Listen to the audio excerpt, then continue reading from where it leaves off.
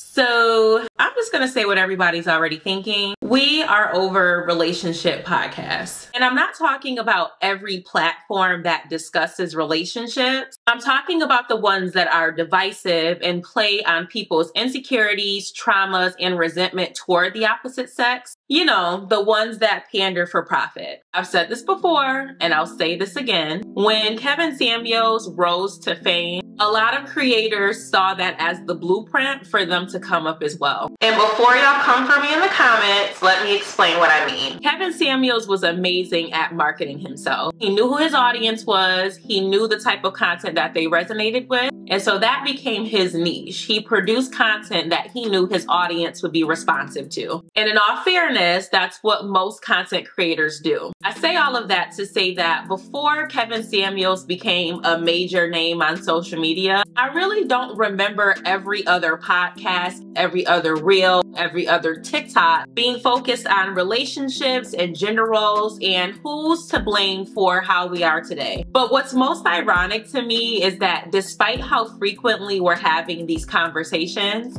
there hasn't been any progress. So to me, the math isn't quite mathing. It almost feels like people don't want to see solutions to these problems because if we started to see progress, then there wouldn't be content for people to talk about and make money off of.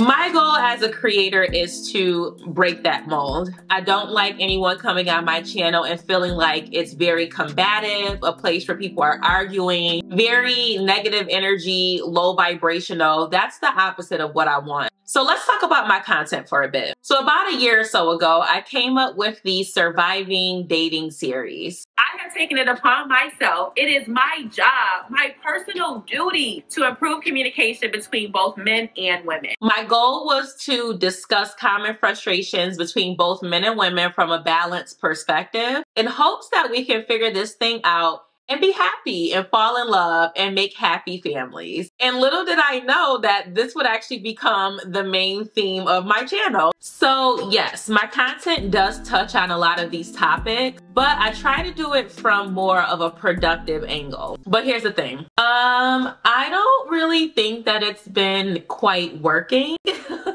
I have kind of come to the conclusion that a lot of people who not only are creating this content, but are watching these videos, digesting this content on a daily basis, they really don't want to see solutions. They don't want to see progress. What we're seeing is a bunch of people coming online and using these platforms as a sounding board for their frustration. And they're kind of partnering up with people who feel a similar way because it makes them feel like their voice is louder. Yanni actually talked about this in one of her recent live streams. She talked about how there's a lot of trauma bonding going on when we discuss these topics, which I actually do agree with. Again, this idea that people are coming together and connecting or bonding over a shared negative experience. But my thing is, how are people complaining about the problems while they're contributing to the problems and not being a part of the solution? A lot of men will comment on my videos and say that the topics I discuss are a waste of time, modern women are a lost cause, passport bros need to go overseas and find a woman, American women are useless, so on and so forth. Okay.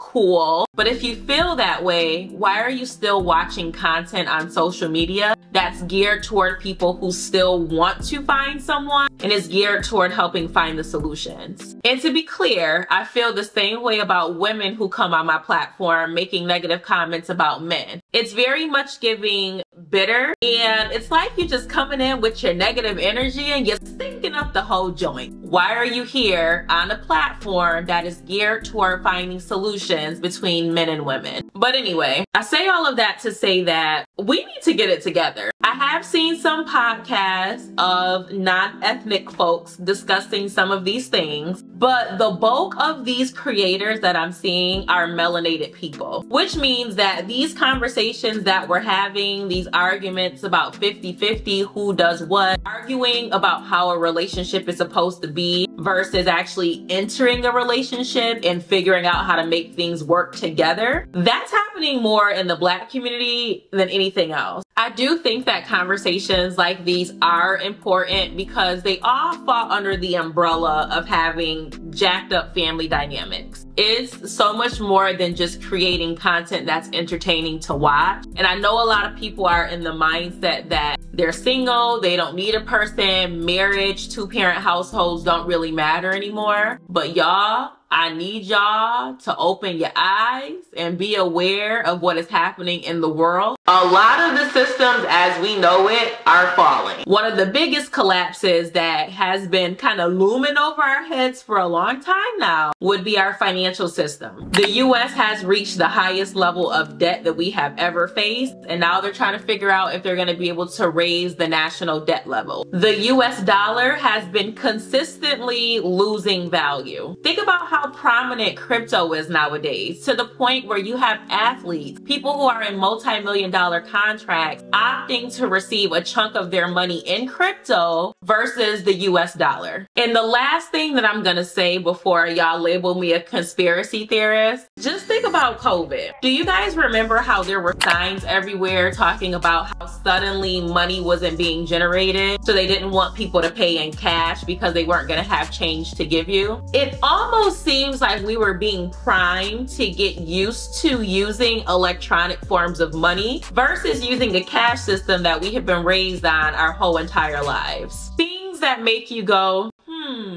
And I personally think that it's gonna get to a point where people can't afford to live by themselves anymore. The housing market is ridiculous. Rent prices are going through the roof. You may have heard that in Kansas, they made a law in certain areas that bans more than 4 people who aren't related, aka roommates, from being able to live with one another. Really hope that it doesn't get to this point, but if that starts spreading in all of the different states, there's gonna be a lot of people, SOL, who can't afford to live by themselves, who need to rely on having multiple roommates in order to afford rent, who are then limited to the amount of roommates that they're able to have that they're not related to. If you and your family are not on the same accord with understanding that finances might start looking a little bit funny and you guys might need to start living together and pooling resources, you're gonna be SOL. And yet we are at a point where we're so messed up in the Black community that families are not even talking to one another. The idea of helping each other out financially is completely out the window for a lot of people. Child, I might be saying a little bit too much today. We need to get it together. Family dynamics need to be repaired. Traumas need to be discussed, acknowledged, and healed. And we need to get on that ASAP. Should have been on it yesterday. I was very serious when I made a post saying that I do not mind getting married to someone and we can figure this thing out financially together. We can split the bills 50-50, whatever we gotta do to survive. 2 heads are better than 1. 2 incomes are better than 1. 2 people thugging it out to figure out this ghetto society together,